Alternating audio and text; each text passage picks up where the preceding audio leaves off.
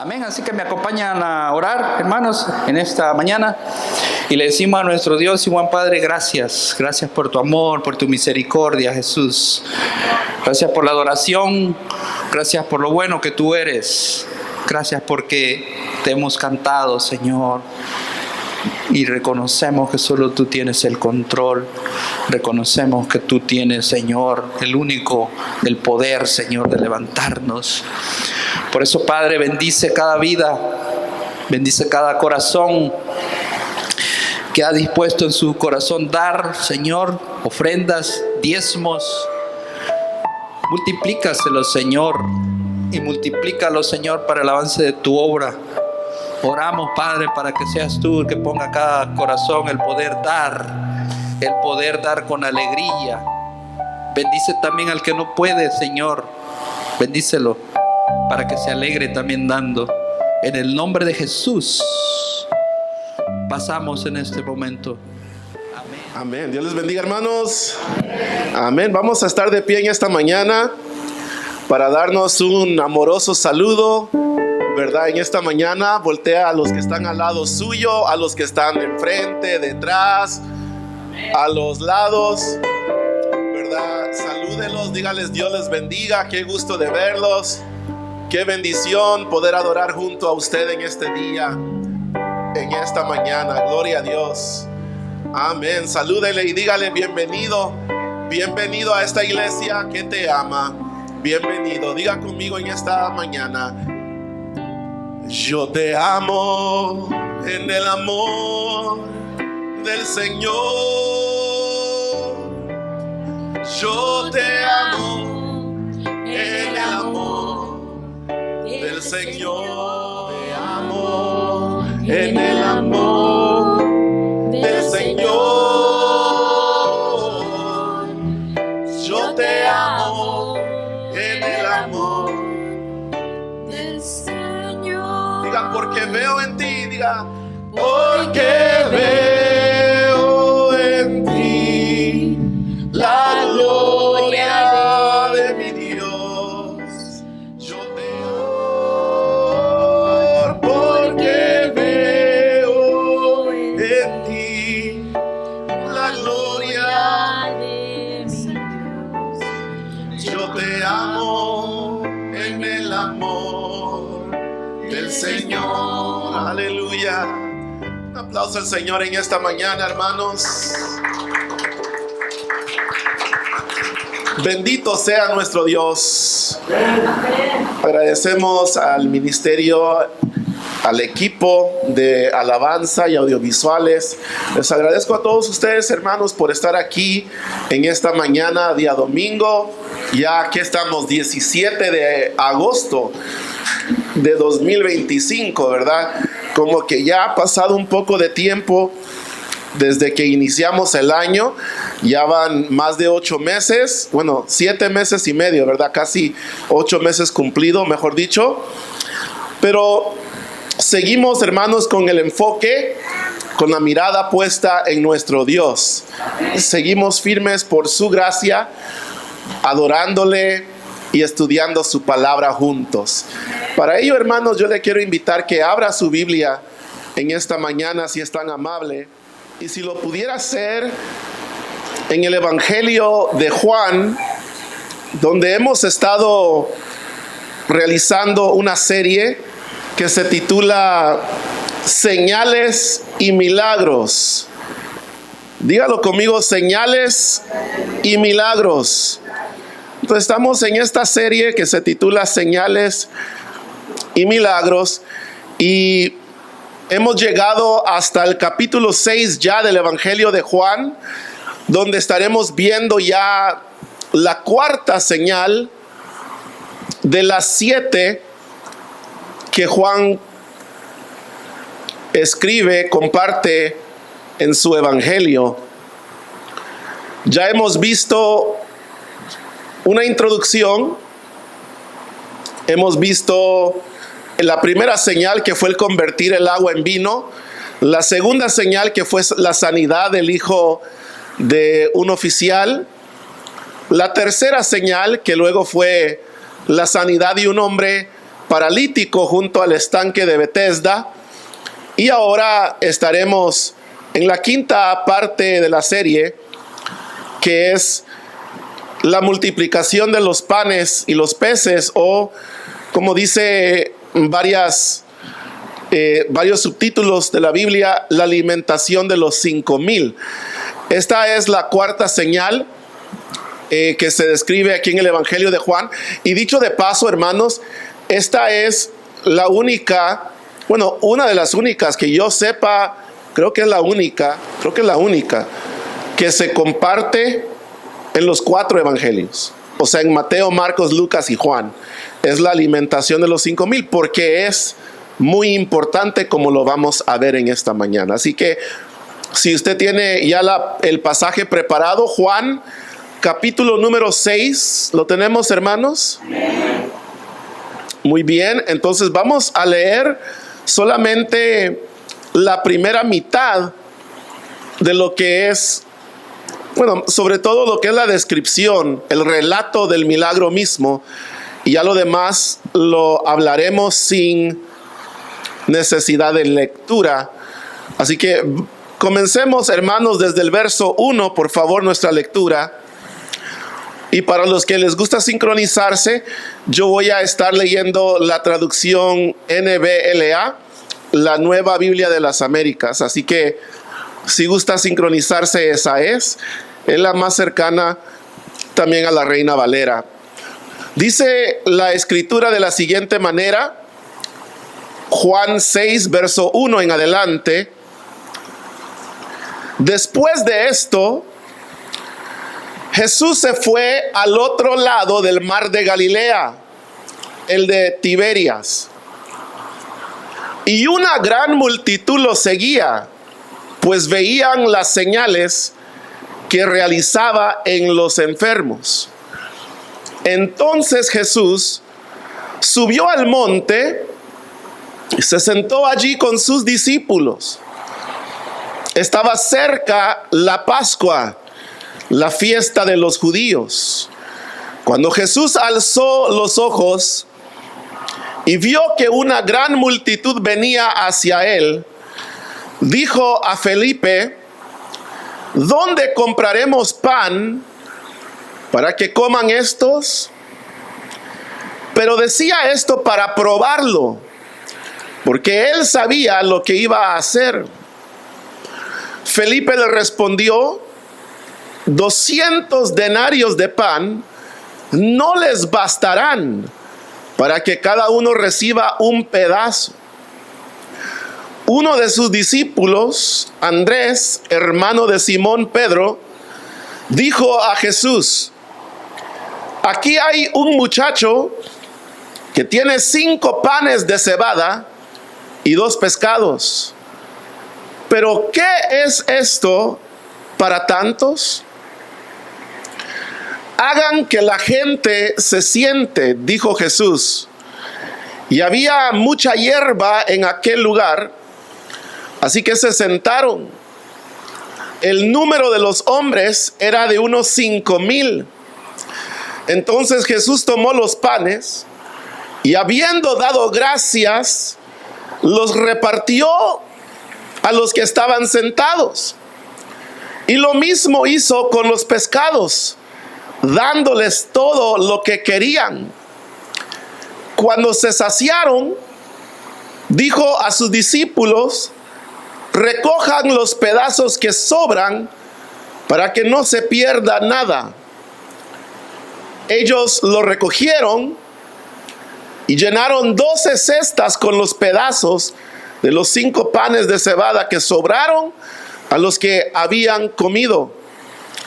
La gente entonces, al ver la señal que Jesús había hecho, decía: verdaderamente este es el profeta que había de venir al mundo. Amén. Tomen asiento, por favor, hermanos, en esta mañana. Parece como que fuera mucho lo que hemos leído, pero realmente solo fueron los primeros 14 versículos de un capítulo que tiene 71 versículos. Tiene 71 versículos. Y realmente lo que hemos leído ha sido poco, pero ha sido lo suficiente para que nosotros podamos tomar de nuestra lectura y de alguna manera no solo entender qué fue lo que sucedió en aquel día, que constituye este milagro, una señal que Jesús hace, sino que también es suficiente para que nosotros tengamos los inicios teológicos para entender el propósito de cómo es que esta señal demuestra que Jesús es el Cristo, el Hijo del Dios vivo. Yo quisiera pedirles, hermanos, un favor, y esto lo pido porque siento que siempre es más fácil entender un pasaje cuando sabemos cuál es el propósito de lo que se escribió o de lo que se acaba de leer. Entonces les quiero pedir que por favor vayan a Juan capítulo 20. De hecho, si alguien también puede buscar Juan 21. Ok, si usted tuviera presente aquí al escritor de este libro, a Juan, y usted le preguntara a Juan por qué escribió esto, la respuesta de Juan está en estos dos capítulos, en los últimos versículos de cada capítulo, del 20 y del 21. Vamos primero al 21. Juan 21, 24 y 25. O sea, el capítulo es el 21. Es el último capítulo del Evangelio de Juan. El último capítulo. Lo que vamos a leer son los últimos dos versículos, que es el 24 y el 25. Mira lo que diría Juan. Juan dice: este es el discípulo que da testimonio de estas cosas y el que escribió esto. Y sabemos que su testimonio es verdadero. Y hay también, oigan aquí, muchas otras cosas que Jesús hizo que si se escribieran en detalle, pienso que ni aún en el mundo podría contener los libros que se escribirían. Entonces Juan está diciendo: yo soy el discípulo que escribió estas cosas.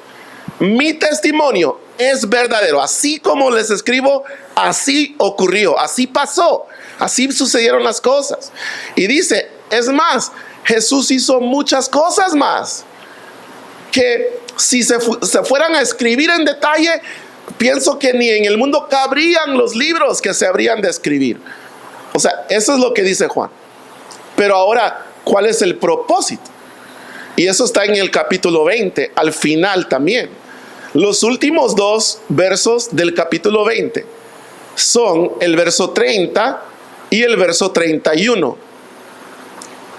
Repetimos la lectura de estos, el verso 30 y 31, que dicen del capítulo 20: y muchas otras señales hizo también Jesús en presencia de sus discípulos, que no están escritas en este libro. Pero, oigan bien, hermanos, porque esto es lo que nos ayuda a entender todo. Estas que se han escrito, dice, para que ustedes crean. ¿Que creamos qué? Que Jesús es el Cristo, el Hijo de Dios, y para que al creer tengan vida en su nombre. Entonces, óigame, de todas las cosas que hizo Jesús, de todas las cosas que presenciaron sus discípulos, de todas de las que ellos pudieran dar testimonio, de las que ellos pudieran escribir, de las que ellos pudieran contarle a otras personas, de todas, Juan viene y escoge únicamente 7 que ya hemos mencionado. La primera es la primera señal, cuando Jesús convierte el agua en vino en las bodas de Caná. La segunda es cuando Jesús sana al hijo de un oficial sin ni siquiera estar en su presencia, sino que dando solamente la palabra a la distancia, sana a este muchacho o a este niño que estaba al punto de morir. La tercera, sana a un hombre paralítico que ya tenía 38 años de estar acostado, de no poderse levantar.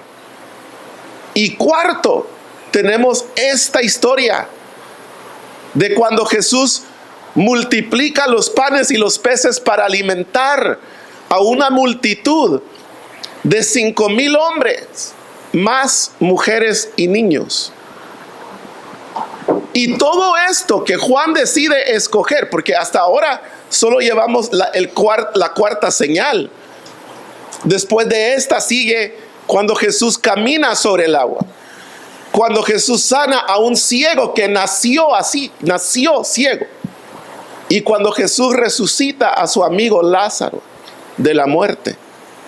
Y tenemos estos milagros que son 7 de las muchas que ocurrieron, que Juan escoge y dice que el propósito es que podamos con estas 7 creer que Jesús es el Cristo, el Hijo de Dios, y que creyendo tengamos vida eterna. Entonces, si ese es el objetivo, tenemos que ver cada milagro con ese lente. A ver, póngase el lente, hermano.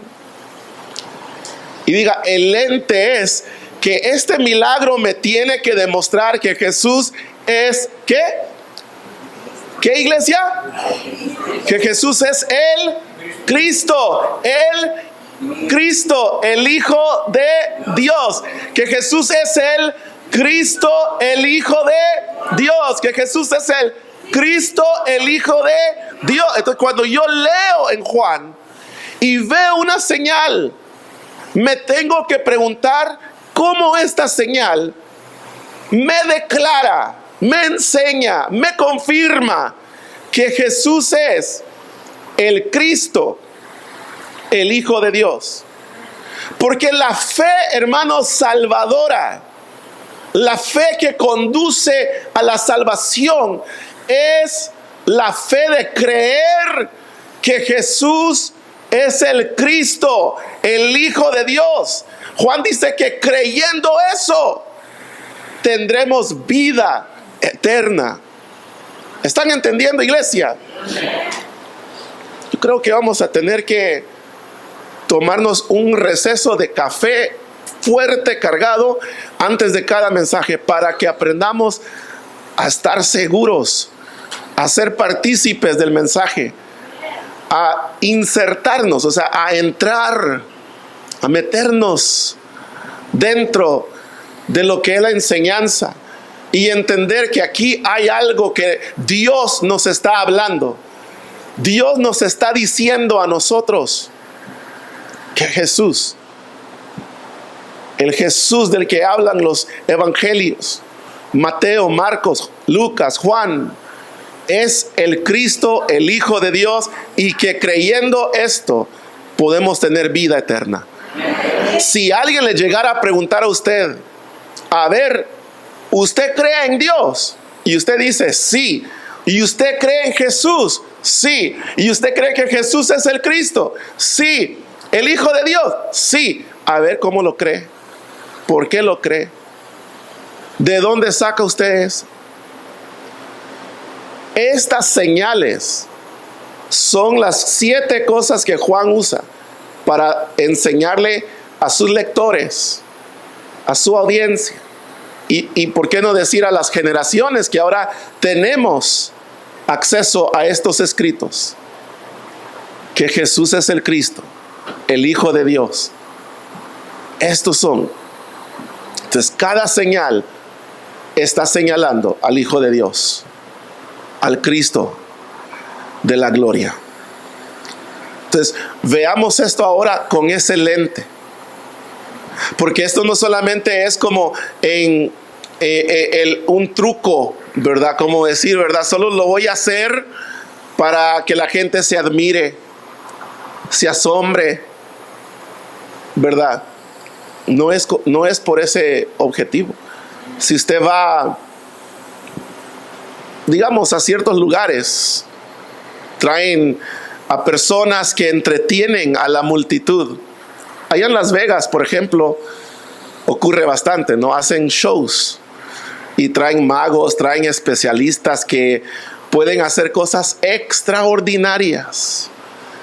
Yo recientemente vi un video de alguien hace años atrás, cuando todavía estaban las Torres Gemelas en Nueva York, de un hombre que caminó sobre un lazo de torre a torre. O sea, algo maravilloso. Pero estas cosas, ¿qué nos señalan? Es entretenimiento, es para entretener al que lo ve. El que saca un conejo de una gorra, ¿verdad? No hay salvación en eso. El que sabe identificar la tarjeta que usted escogió en su mente, ¿verdad? Sin que nadie se lo cuente y le saque la tarjeta. Esta es la que usted escogió en su mente y usted se queda maravillado, pero eso no da salvación. Estas señales, creer que el que hizo estas señales es el Cristo, el Hijo de Dios, eso conduce a la salvación. Entonces, es importante conocerlas. Y cuando se leen, como digo, con este lente hay que leerlas. ¿Qué me enseñan? Entonces, Jesús, hermanos, aquí hay algunos factores clave para poder entender todo. Y todo está escrito en los primeros versos. Uno a veces, mira, en un capítulo que tiene 71 versos, y yo le estoy dando, hermanos, la receta para entenderlo completo en los primeros versos. ¿Cómo le parece? El verso 1 dice: después de esto. ¿Después de qué? Después de esto, ¿después de qué? Recuerden que Jesús acababa de ¿qué? De sanar a un paralítico, ¿verdad? Acababa de sanar a un paralítico en Jerusalén, junto al estanque junto a la puerta de las ovejas, en el estanque de Betesda. La gente vio a ese hombre. Él testificó, él mismo dijo: ese es el que me sanó. Aunque lo identificó para quitarse de encima a los fariseos que le estaban diciendo que por qué estaba cargando su lecho en día de reposo. Por eso fue que señaló a Jesús. Pero de todas maneras lo señaló y dijo: ese es el que me dijo carga tu lecho. Ese es. Entonces la gente supo lo que Jesús había hecho en esa ocasión. Aparte, hubo muchos más enfermos. Dice, había una multitud de enfermos que estaban ahí alrededor. Entonces la gente supo lo que Jesús había hecho. Y dice, después de esto, o sea, después de esas cosas, Jesús se fue al otro lado del mar de Galilea. Entonces recuerden lo que les decía, que las provincias en Palestina eran 6. Y lo bueno es que eran 3 en cada lado del país. En un lado del país estaba Galilea, Samaria y Judea. En el otro lado estaba Iturea, Decápolis y Perea. Es fácil, 3 y 3. El mar de Galilea, que realmente no era un mar, sino un lago. Ese lago, que es conocido por varios nombres dependiendo la época en que lo están mencionando. En la época romana se conoce como de Tiberias. Por eso dice ahí, después de esto, Jesús se fue al otro lado del mar de Galilea, el de Tiberias, porque está hablando del emperador. Entonces, se conoce por varios nombres. El chiste es de que ese mar está en medio de las provincias de Galilea, que cruza a la otra provincia. Entonces, Jesús cruza del lado de Galilea al otro lado, simplemente usando ese mar. Eso es lo único que nos cuenta el verso 1. Suena fácil, pero ¿por qué lo menciona? Porque dice en el verso 2, una gran multitud lo siguió, pues veían las señales que realizaban los enfermos. O sea, esa gente que había visto a Jesús sanar, lo venía siguiendo. Y entonces, como Jesús se fue al otro lado, ellos lo siguieron y también se fueron al otro lado, al encuentro de Jesús. Cuando Jesús llega a ese otro lado, dice el verso 3, que subió al monte y se sentó allí con sus discípulos. Ahora, esto era algo que Jesús practicaba. Si usted recuerda, dio todo el sermón del monte sentado a la ribera, la orilla de un monte, ¿no? Entonces, esto es algo común. Se sienta, dice dónde, se sienta, se sube a un monte y se sentó ahí con sus discípulos. Pero ¿qué ocurrió? Jesús se había sentado ahí con sus discípulos, pero entonces se da cuenta. Si usted ve el verso 5, me estoy saltando el 4 a propósito. El 5 dice, cuando Jesús alzó los ojos y vio que una gran multitud venía hacia él. O sea que mientras que Jesús le enseñaba a sus discípulos, vino esa multitud siguiéndolo a él, porque habían visto que las sanidades que él había realizado. Entonces, esa gente lo estaba siguiendo. Vienen hacia él. Ahora, el verso 4 es el verso clave de todo el capítulo. Y es el que nos revela cómo debemos de interpretar todo este pasaje. El verso 4 pareciera ser solo una nota del autor, y lo es. Pero es una nota no solo contextual, sino una nota teológica. Porque la nota nos dice, el verso 4, véanlo ahí ustedes, estaba cerca, ¿qué? Estaba cerca la Pascua, la fiesta de los judíos. ¿Por qué? Yo les pregunto, ¿por qué poner eso ahí? El que lee todo esto diría, la historia sería exactamente lo mismo si quitáramos el verso 4. Jesús se sentó con sus discípulos, luego alzó la mirada y vio a la multitud venir hacia él, y luego ocurre todo el milagro, ¿no? Cuando le pregunta a Felipe de dónde compraremos pan, y todo el milagro ocurre. Pero sin el verso 4, ¿qué cambiaría? Yo le pregunto, ¿qué cambiaría? Para nosotros, ¿qué cambiaría en la historia? ¿Cómo entenderíamos la historia distinto, diferente? Es que uno podría decir que en nada. Y la verdad es que para nosotros hoy, en el contexto de nosotros hoy, no cambiaría en nada. Todavía podríamos decir que Jesús es poderoso, que Jesús puede hacer milagros, que Jesús puede proveer alimento, sanidad, salud, o sea, lo que Él quiere. O sea, podríamos enfocarnos en tantas cosas. Pero esta es la importancia de entender cómo la Biblia fue escrita. O sea, no tanto cómo, sino el propósito de todo lo que está escrito. Entender cuál fue la intención del autor, porque la intención del autor nos dará a nosotros la respuesta, la interpretación adecuada, correcta, de qué es lo que significa este milagro.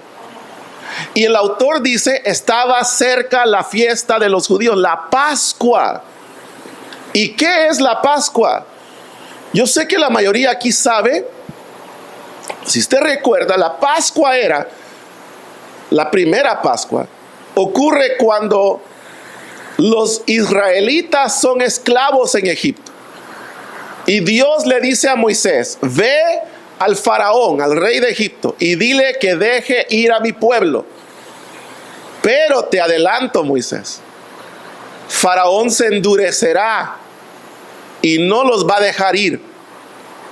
Entonces, Moisés va y le dice a Faraón: me dijo Dios que te dijera que dejes ir a mi pueblo de una vez.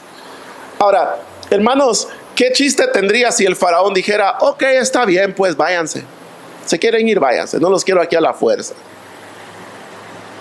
¿Usted cree que Israel se iría y después glorificaría a Dios? Probablemente no. No vieron el poder de Dios manifestarse. Por eso es que el faraón se endureció y dijo que no nos iba a dejar ir. Resistió. Y ahora eso dio entrada a que Dios demostrara su mano de poder, su favor hacia el pueblo, haciendo ¿qué? Milagros o señales, que eran enviando ¿qué? Las plagas a los egipcios. Y dentro de las plagas se encuentra una en el que el Señor causó la muerte de los primogénitos de toda la tierra. Oyó lo que dije, ¿verdad? ¿Los primogénitos de quién? Sí, no solo de los egipcios, de todos los habitantes de la tierra, es decir, también de los israelitas iba a morir el primogénito. La excepción era obedecer las instrucciones que Dios le dio a Moisés y que posteriormente Moisés se los transmite al pueblo, que era ¿qué? Que el cierto día de cierto mes tomaran un cordero, lo seleccionaran, que tenía que ser el cordero perfecto, macho, de 1 año, sin defecto, y lo fueran cuidando y preparando. Cuando llegara el momento indicado, lo sacrificaran, usaran la sangre de ese cordero y lo pintaran sobre los postes de su hogar, y la carne lo sacrificaran, lo cocinaran, digamos, para compartirlo y comer de ese carnero, solo para que los alimentara y para que su sangre fuera señal al ángel de la muerte, que vendría a dar muerte a todos los primogénitos, y viera el hogar cubierto con la sangre del cordero, pasara por alto a esos hogares, rescatando, digamos, salvando a esos primogénitos de la muerte, que la muerte no llegara a su hogar. Y entonces, así, cuando Dios ya rescata, vamos a adelantarnos en la historia, cuando ya Israel es rescatado de Egipto, Dios les dice que celebren esto cada año, al mismo tiempo. ¿Con qué objetivo? Con el objetivo de recordar que Dios los libró ¿de qué? De su esclavitud, de su opresión, de su miseria, a través de la sangre de un cordero. Amén. Esa es la Pascua. Todos lo saben. ¿Por qué dice aquí el verso 4? ¿Qué tiene que ver la Pascua con la alimentación de los 5,000? ¿Por qué dice aquí? Y era la Pascua, la fiesta de los judíos. Ese es el verso 4. ¿Por qué lo dice? Ese verso como que no está en el lugar correcto. Se le pudiera quitar y ponerlo en otro lugar y la historia pareciera ser la misma. Pero como les digo, hermanos, nada está allí por equivocación. Si aquí está este verso, es porque debemos de entender que el milagro que Jesús hizo, lo hizo con la Pascua en mente. Lo que Jesús quiso era revelarse a la gente como el Cordero Pascual. En su milagro previo entró por la puerta de las ovejas y ahora les está diciendo: miren, ustedes necesitan ¿qué? ¿Necesitan qué durante la Pascua? ¿Qué es lo que necesitan? La sangre del cordero. ¿Y qué más necesitan? Comer la carne del cordero. ¿Es cierto o no es cierto? Pues miren, en el capítulo 6, vayan al verso 51, por favor. ¿Están ahí? Dice, yo soy el pan vivo que descendió del cielo. Si alguien come de este pan, vivirá para siempre. Y el pan que yo también, ¿qué dice? Daré por la vida del mundo es mi carne. Jesús no solo multiplicó los panes para que comiera la gente, le estaba diciendo, mi cuerpo, el pan que yo daré, no es este que están comiendo, el pan que yo voy a dar es mi cuerpo. Este milagro es representante de la Pascua. Es Jesús diciendo, yo les voy a dar a comer. ¿Pero qué le va a dar a comer? O sea, como el cordero les daba de comer en la Pascua. Aquí hay 4 cosas que Jesús representa en esta historia. Lo primero es que Jesús representa, si lo están apuntando, apúntenlo. Jesús representa el único remedio del ser humano. El único remedio. ¿En qué sentido el único remedio? Vayan al verso 6 o 5 y 6, porque el 5 es cuando Jesús ve a la multitud que viene y le dice a Felipe, vean aquí lo que le dice en el verso 5 a Felipe. Le dice, ¿dónde compraremos pan para que coman estos? Y el verso 6 luego dice, pero decía esto para probarlo, porque él sabía lo que iba a hacer. Entonces, ¿cuál es el objetivo aquí de Jesús al preguntarle a Felipe? Iglesia, ¿por qué preguntarle? Jesús ya sabía lo que iba a hacer. ¿Por qué preguntarle a Felipe? ¿Por qué probarlo? El propósito aquí, hermanos, es siempre demostrar algo. Felipe le responde en el verso 7, vea. Le respondió Felipe, 200 denarios de pan no les bastarán para que cada uno reciba un pedazo. O sea, Felipe le dice, mira, Señor, ni con 8 meses de sueldo podríamos comprar suficiente pan para que todos coman. Ni siquiera eso. Amén. Entonces, yo les vuelvo a preguntar, si Felipe no podía hacer nada, y luego después de Felipe, ¿quién entró aquí en la situación? Después el verso 8 dice, uno de sus discípulos, Andrés, hermano de Simón Pedro, dijo a Jesús, aquí hay un muchacho, verso 9, que tiene 5 panes de cebada y 2 pescados, pero ¿qué es esto para tantos? Entonces, ahora tenemos 3 personajes, a Felipe, a Andrés y a un muchacho. Y ninguno de los 3 es capaz de alimentar a la multitud. Entonces, ¿qué es lo que nos demuestra esto? En lo literal, tendríamos que decir que ellos no eran capaces, que ninguno de los que estaban presentes eran capaces de alimentar a los 5,000. Si aquí, hermanos, bueno, si es que cupieran, pero si aquí hubiera 5,000 hombres, sin contar mujeres y niños, y el pastor le dijera, a ver, hermanita, ¿dónde vamos a comprar pan para tantos? Para después del servicio. O sea, ¿me va entendiendo ahora cómo está la cosa? Usted va a decir, hermano, pero ¿por qué me dice a mí? Yo doy una ofrenda, si quiere doy unos $20, hago una contribución, o si quiere yo traigo utensilios, ¿verdad? Yo me anoto con los utensilios, es la anotación más famosa. Yo traigo los utensilios, los vasos, los platos, las servilletas, yo las traigo. Pero la cosa es que una persona no es capaz de proveer por ese grupo de personas. ¿Están conmigo? No seríamos capaces. No seríamos capaces. Entonces, ¿qué es lo que sucede? ¿Por qué preguntar?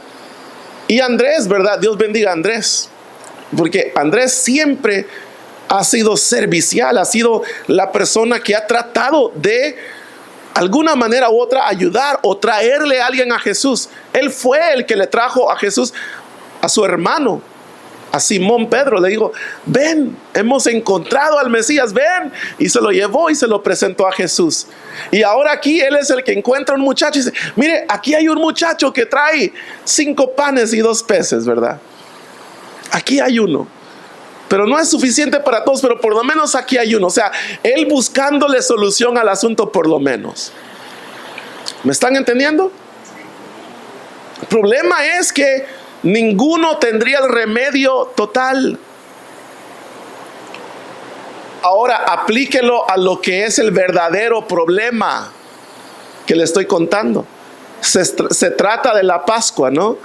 Se trata de la Pascua, pero ya no la Pascua antiguo testamentaria, sino la Pascua neotestamentaria. ¿Qué es qué? La Pascua en el Nuevo Testamento, ¿qué es? Jesús es el Cordero de Dios, ¿cierto? Que quita, ¿qué? El pecado del mundo. Entonces el problema real es el pecado, porque según Romanos 6:23, la paga del pecado es la muerte. Entonces el verdadero problema aquí es que toda la gente es pecadora y la paga del pecado es la muerte. Y ninguno, si Jesús preguntara: a ver, ¿quién aquí puede remediar el pecado? Nadie. Todos dirían: pues mire, Señor, yo podría pagar tanto, pero ¿qué es eso para remediar pecados? Y mire, Señor, aquí hay un niño que, pero también el niño ha pecado, ¿verdad? Y mire, y aquí, es que no hay un remedio. El único remedio es Jesús. Siempre ha sido el único remedio. La Biblia dice que no hay otro mediador entre Dios y los hombres, sino Jesucristo, hombre. ¿Están conmigo, hermanos? Jesús aquí representa el único remedio para el ser humano. Era el único remedio para los israelitas en el desierto. Es el único remedio para el hombre hoy. Sigue siendo el único remedio.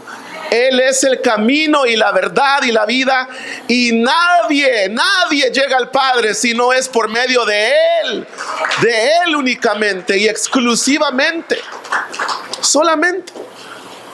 Lo segundo que Él representa, como ya les dije, es el Cordero Pascual.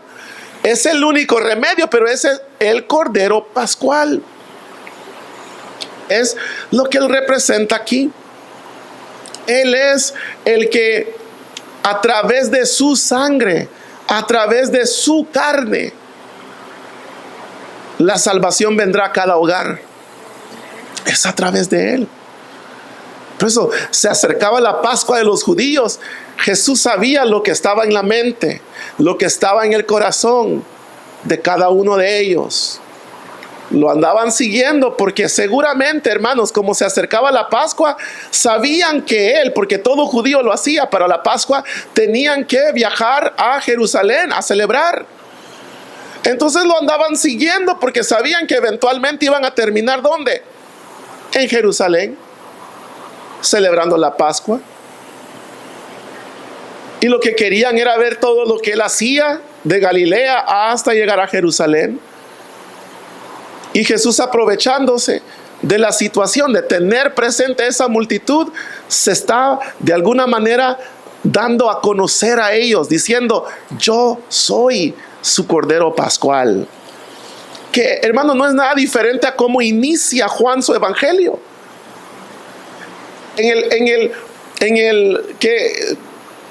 Verso 29 del capítulo 1.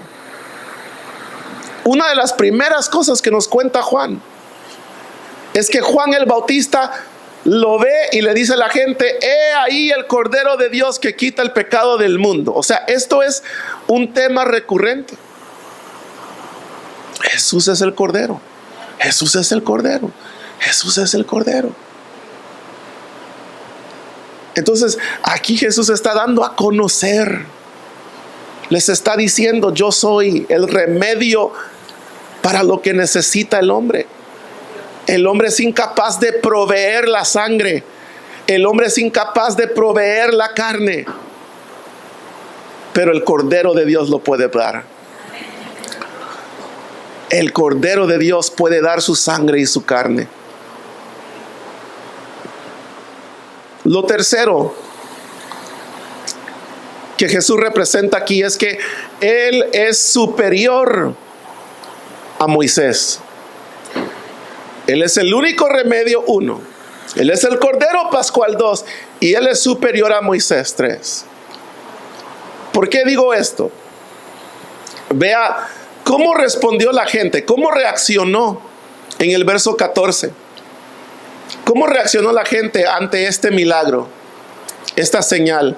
La gente, verso 14, la gente entonces, al ver la señal que Jesús había hecho, ¿qué dijeron? Verdaderamente, este es el profeta que había de venir al mundo. ¿Cuál profeta que había de venir al mundo?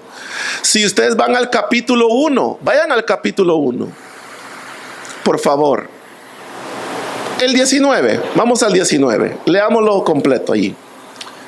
Juan 1:19, ¿está listo, hermano? Dice: este es el testimonio de Juan, o sea, Juan el Bautista. Cuando los judíos enviaron sacerdotes y levitas de Jerusalén a preguntarle: ¿quién eres tú?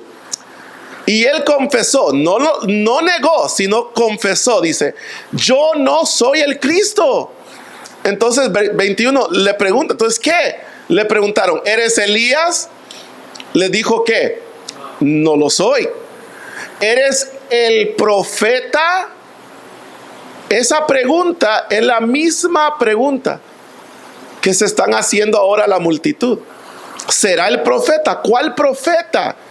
Es que en los escritos antiguos se dijo que a Dios levantaría a un profeta como Moisés de entre Israel. Entonces estaban preguntando. Aquí le están preguntando a Juan el Bautista: ¿tú quién eres? ¿Eres Elías? No. ¿Eres el Cristo? No. ¿Eres el profeta que había de ser levantado en semejanza de Moisés? ¿Eres él? ¿Y él qué dijo? Dijo: no, respondió Juan. Entonces le preguntaron, 22, ¿quién eres? Ya que tenemos que dar respuesta a los que nos enviaron, ¿qué dices de ti mismo? Y Juan, ¿qué les dijo? 23, yo soy la voz del que clama en el desierto: enderecen el camino del Señor, como dijo el profeta Isaías. Entonces los que habían sido enviados, 24, eran de los fariseos y le preguntaron, 25, entonces ¿por qué bautizas si tú no eres el Cristo, ni Elías, ni el profeta? Noten. Entonces todo esto, hermanos, ocurre en el capítulo 1. Es una manera de querer identificar a la persona, quién es dentro de lo que los profetas habían predicho o profetizado. Como habían profecías que los israelitas estaban esperando su cumplimiento. Cuando ven a Juan el Bautista aparecer después de 400 años de silencio, le preguntan: ¿quién eres? ¿Eres el Cristo? No. ¿Eres Elías? ¿Eres el profeta? Juan dice: no, yo soy el que prepara el camino. El que viene detrás de mí, dijo Juan, ese es el que les dije: yo no soy digno ni de desatar la correa de su sandalia. Yo bautizo con agua, pero el que viene detrás de mí bautiza con el Espíritu Santo y con fuego. Ese es el que están esperando. Ese es, no soy yo, es él. Y cuando vuelve a ver a Jesús en el 29, le dice: ese es el Cordero, le dice a la gente, ese es el Cordero que quita el pecado del mundo. Y ahora Jesús lo está haciendo él mismo. Se puede decir, algunos han calculado que la multitud era más aproximada a 20,000 personas. ya contando mujeres y niños. Yo no sé si llegaría hasta ese total, pero sí tiene sentido, porque como estaba cerca la Pascua, la gente tenía que viajar a Jerusalén. Entonces estaba la gente presente, estaba la gente, tal vez por curiosidad, tal vez porque habían visto que Jesús sana enfermos, querían verlo con sus propios ojos. Por algún motivo u otro estaban allí, y Jesús quiso aprovechar el momento para decir: miren, el hombre no tiene de dónde proveer lo necesario, ni siquiera para alimentarse, mucho menos para ser salvo.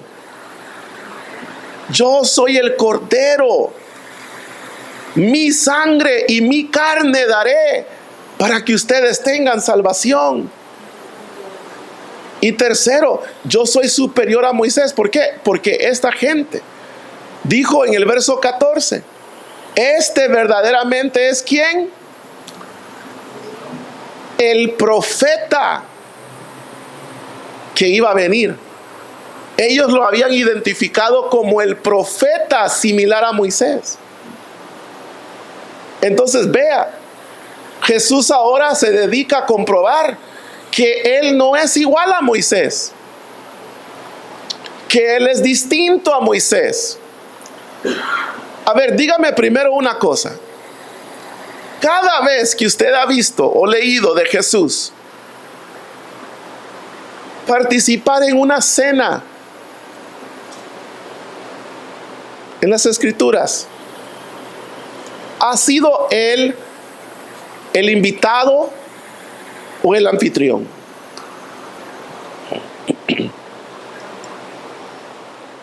Piénsenlo. Solamente es una pregunta. ¿Ha sido Jesús el invitado o el anfitrión? Piensen en las veces que lo han visto. Por ejemplo, cuando come en la casa del fariseo y la mujer viene a lavarle los pies. ¿Es Jesús el anfitrión o el invitado? Cuando come en la casa de María y Marta está afanada y turbada con tantos quehaceres, y María está acostada o como es sentada hincada a sus pies, ¿es Jesús el anfitrión o el invitado? Cada vez que usted piensa en las bodas, por ejemplo, cuando Él participa de ese banquete, ¿es el anfitrión o es el invitado? Es el invitado. Y casi en todas las instancias que usted piensa en Jesús cenando o en un banquete o algo por el estilo, en una boda, ¿es el anfitrión o el invitado? El invitado. El invitado, ¿cuáles son sus responsabilidades? Llega y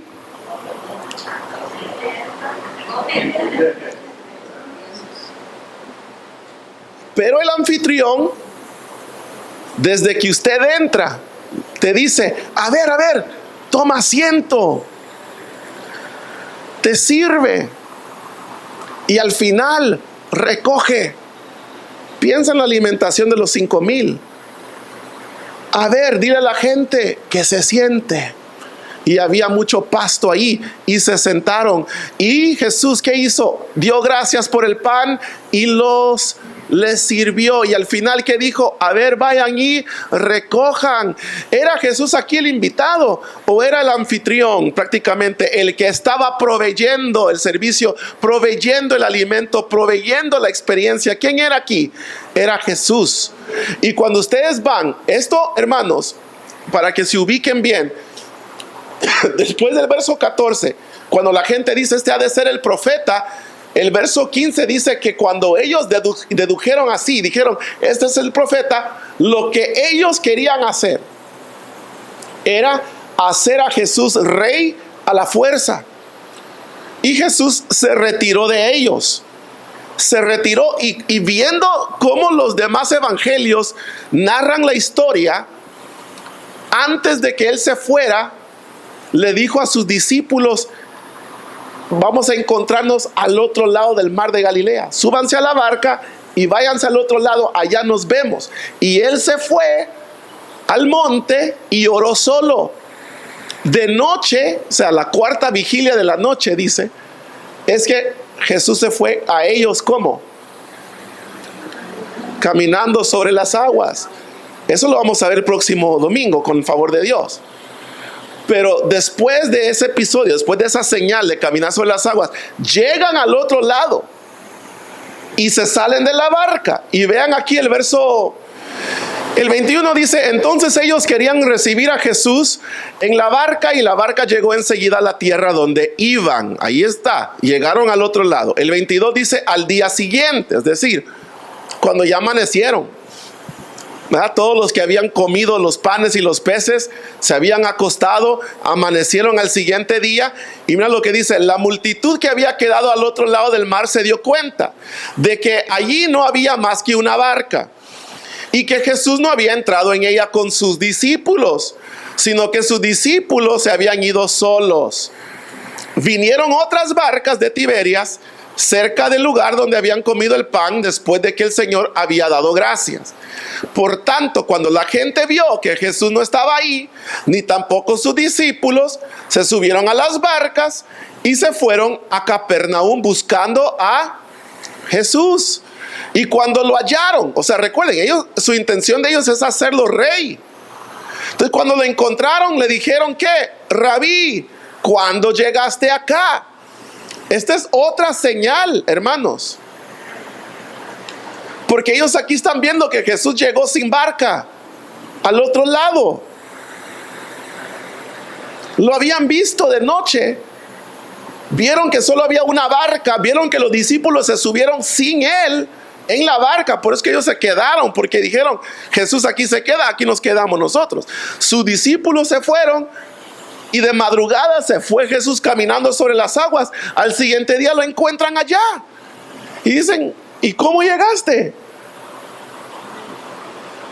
Esa es la historia del próximo domingo. Pero el punto es que cuando lo encuentran, ¿qué es lo que hacen? Jesús les dice, verso 26: en verdad les digo que me buscan no porque han visto las señales, sino porque han comido de los panes y se han saciado. Trabajen no por el alimento que perece, sino por el alimento que permanece para vida eterna, el cual el Hijo del Hombre les dará, porque a Él es a quien el Padre Dios ha marcado con su sello. Entonces, verso 28, le preguntaron: ¿qué debemos hacer para poner en prácticas las obras de Dios? Jesús le respondió: esta es la obra de Dios, que crean en el que Él ha enviado. Y le dijeron, verso 30, entonces, ¿qué pues haces tú como señal para que veamos y te creamos? ¿Qué obra haces? Nuestros padres comieron, oigan aquí, ¿comieron qué? El maná en el desierto, como está escrito, les dio a comer pan del cielo. Entonces Jesús les dijo: en verdad les digo, mira lo que le dice, que no es Moisés el que les ha dado el pan del cielo, sino que es ¿quién? Mi Padre el que les da el verdadero pan del cielo. Entonces vean, ellos dicen: nuestros padres comieron el pan, el maná que Moisés les dio. Pregunta: ¿Moisés les dio el maná? ¿Moisés qué hizo con el maná? ¿Fue Moisés el invitado o el anfitrión? Jesús no es solamente el que llega a... O sea, es irónico, porque en todas las veces que lo ven en la escritura es el invitado. Pero cuando es el invitado, está dando a entender que Él es el proveedor. En las bodas de Caná hubo escasez de vino, Jesús lo proveyó. Aquí que hubo escasez de comida, ¿y quién lo proveyó? Jesús. ¿Quién es el que tiene ese rol en la Biblia de ser el que envía el pan? El que envía lo necesario para alimentar al pueblo, para salvar al pueblo, para saciar al pueblo. ¿Quién es el que lo hace? Mi Padre. Dice: no es Moisés, es mi Padre, es Dios el que envía el pan. ¿Están conmigo? Entonces Jesús dice: yo no soy como Moisés. Y todavía se lo dice de otro modo más fuerte. ¿Quieren saber cómo les dice? ¿Sí o no? Les dice, hermanos, le dice, sus padres también comieron el pan en el desierto y perecieron, murieron. Así les dice. Nuestros padres, le dijeron ellos a Jesús, nuestros padres comieron el maná en el desierto. Jesús dijo, sus padres comieron y perecieron. Pero el que coma del pan que yo le daré, porque el que da el pan no es Moisés, dice, es mi Padre que está en los, el que envía, porque el maná ¿de dónde vino? Fue pan del cielo. Jesús dijo, el verdadero pan que descendió del cielo, ¿quién es? Dice, soy yo.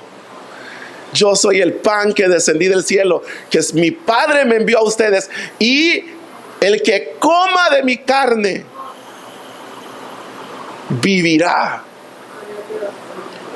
Entonces aquí está mostrando que no solo es el único remedio, no solamente es el Cordero Pascual, sino que Él es alguien superior a Moisés, porque lo que todos están creyendo, ese es el profeta, ese es el profeta, ese es el profeta. Jesús dice, ya basta, yo no soy el profeta. El profeta murió junto a todos sus padres en el desierto. Yo no soy el mismo. Yo soy el que envía el pan. Yo soy el pan enviado. Yo soy el que lo provee y yo soy el que lo doy. Ese soy yo. ¿Están conmigo? Eso es muy diferente, hermanos. Es muy diferente. Es muy diferente.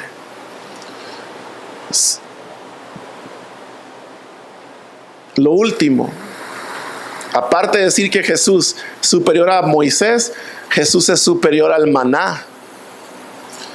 Jesús es superior al maná, porque el maná los alimentó solo por un ratito, un rato. Y después, ¿qué pasó? Volvieron a tener ¿qué? Hambre. El Cordero Pascual fue para remisión de sus pecados ese año, pero para el otro año, ¿qué tenían que hacer? Matar otro cordero. Jesús es mayor que ese Cordero Pascual. Jesús es mayor que Moisés. Jesús es mayor que el maná. Jesús no solo recibe el alimento, Jesús lo provee el alimento. Es más, no solo provee el alimento, Jesús mismo es el alimento. ¿Me entienden, hermanos? Miren, yo creo que no tendría que quedar duda alguna que si este milagro se narra en los 4 evangelios, por algo es. Por algo es. Y la gente está ahí y todos son alimentados y todos comen y todos son saciados y hay sobras. Porque lo que Jesús está diciendo es que, hermanos, su sacrificio, oigan esto por favor para cerrar, hermanos, oigan esto, su sacrificio es suficiente para cubrir los pecados de todos aquellos que en Él creen. Hasta sobra su gracia, sobra, es abundante su poder, abundante su gracia, abundante su amor, abundante su perdón, abundante su misericordia. Es un Dios capaz de dar más de lo que tú puedes esperar. Es un Dios que supera, sobrepasa tus expectativas, tus necesidades. Lo que Dios es capaz de dar es más de lo que tú te imaginas. Y la gente dice, ¿será este el profeta? ¿Será este? No, yo soy más, dice Jesús. Doy más. No me busquen por algo tan pequeño. No me reduzcan a decir, Señor, mire, este milagro para que nosotros sepamos que Dios da pan, que Dios provee el alimento. Si usted piensa que solo eso hace Jesús, tiene una vista muy pequeña de lo que es Jesús. Jesús es mucho más. Y si nosotros a través de esta señal fuésemos capaces de entender con el lente que nos pusimos al principio del estudio, diríamos, estoy ahora viendo a Jesús y me doy cuenta que Él no es el profeta verdaderamente que había de venir. Él es el Cristo, el Hijo de Dios, y que creyendo en Él hay vida eterna. Amén. Amén. Cualquiera que lo vea así, ahora puede tener salvación. Cualquiera que así lo ve. Y cuando uno, hermanos, se nota, observa esas cosas en la Escritura, es cuando uno, hermano, óigame, es transformado. Es transformado. Yo tengo algunos ejemplos, pero se me acabó el tiempo y realmente el punto era decirlo así. La gente estaba siguiendo a Jesús porque habían visto los milagros que había hecho, pero esos milagros los habían interpretado mal. Por ejemplo, les voy a solo dar un ejemplo para cerrar, y es cuando usted conduce su vehículo. Usted ve la luz en verde, ¿qué significa? Cuando ve la luz en rojo, ¿qué significa? Y cuando ve la luz en amarillo, ¿qué significa? Precaución, vaya que disminuyendo la velocidad. Pero ¿qué es lo que hace mucha gente cuando ve la luz en amarillo? En lugar de disminuir la velocidad, aceleran, ¿verdad? ¿Cierto? Entonces vieron la señal y lo mal interpretaron. ¿Están conmigo? Esta gente seguía a Jesús porque habían visto las señales, pero los habían mal interpretado. Creían que podían hacerlo rey a la fuerza para que los sacara de su problema con Roma, así como Moisés sacó a Israel de Egipto. Estaban pensando muy pequeño, como que Jesús solamente era un segundo Moisés que los iba a sacar de un nuevo Egipto, pero no era así. Jesús los quiere sacar de la esclavitud del pecado, del peligro de muerte, a tener vida eterna y a ser ciudadanos de una nueva tierra y un nuevo cielo, que es el reino de Dios. Tenían que pensar más en grande cuando pensaban muy en pequeño. Y ese es el punto. Ese es lo que Jesús está tratando de darnos a entender. Amén. Así podemos ver que Él es el Cristo, el Hijo de Dios, y que creyendo en Él hay vida eterna. Oremos. Padre, gracias te damos en esta mañana. Gracias te damos, Señor, por todo lo que has hecho, por todo lo que haces. Señor Jesús, gracias. Hay veces, Señor, que nosotros leemos tu palabra o vemos las señales, y lo que sucede, Padre, es que malinterpretamos. Hay veces que te seguimos o venimos a la iglesia, pero nuestra fe es muy poca, nuestra perspectiva es muy pequeña. No nos damos cuenta de tu grandeza, de tu majestad, de tu deidad, de tu divinidad. Y por eso, Padre, a veces nosotros no somos capaces de ver con ese lente, tal vez por algún interés personal, tal vez por curiosidad, tal vez nunca había visto la grandeza de Dios realmente. Tal vez tenía el concepto equivocado de quién era Jesús.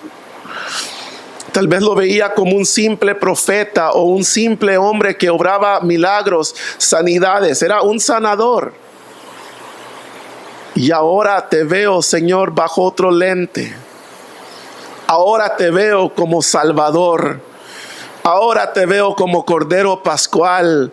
Ahora te veo como superior al profeta. Ahora te veo como el Cristo, el Hijo de Dios, el Salvador del mundo. Dale gracias a Dios ahí donde estás. Póngase de pie conmigo en esta mañana y dígale: gracias, Señor. Gracias, Padre. Gracias, bendito Señor.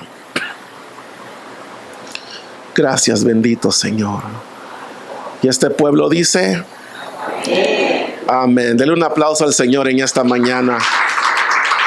Aquí dejo el tiempo con el hermano que va a despedir el servicio. Bendiciones. Bendiciones, mis hermanos. Pues el Señor es bueno, que hasta este momento, hasta este día, nos ha guardado y nos ha bendecido. Y no solamente dándonos, igual que aquella gente, el alimento material, sino también el espiritual. El Señor Jesús nos ha suplido con su misericordia y su favor y su gracia. Y es por eso, es motivo de darle gracias a Él que lo merece todo, a toda la honra, toda la gloria y toda la alabanza. Y le voy a pedir que incline su rostro y vamos a darle gracias al Señor por su favor y su misericordia. Bendito Dios Todopoderoso, en esta hora, Señor, te agradecemos, Señor. El que sea a este momento, Señor, tú nos has ayudado. Tu Santo Espíritu, Señor, nos ha guiado, Señor. Padre, te damos gracias, Señor, por permitirnos reunirnos una vez más, así como tú lo mandaste, Señor, que no dejáramos de congregarnos. Padre, yo te pido bendiga la vida de cada uno de mis hermanos que están aquí presentes, aún los que no pudieron venir. Padre, bendice a tu iglesia donde quiera que se encuentre, Señor. Señor, y ayúdanos, Señor, para llegar en paz, Señor, a nuestros hogares, Señor, y en el trayecto de esta semana, Señor. Señor, los ataques aún a nuestros niños en las escuelas, a los hermanos en los trabajos, a las hermanas, Señor, donde quiera, Señor, el enemigo no está descansando, pero sabemos, Señor, que en ti somos más que vencedores. Padre, ayúdanos y guárdanos.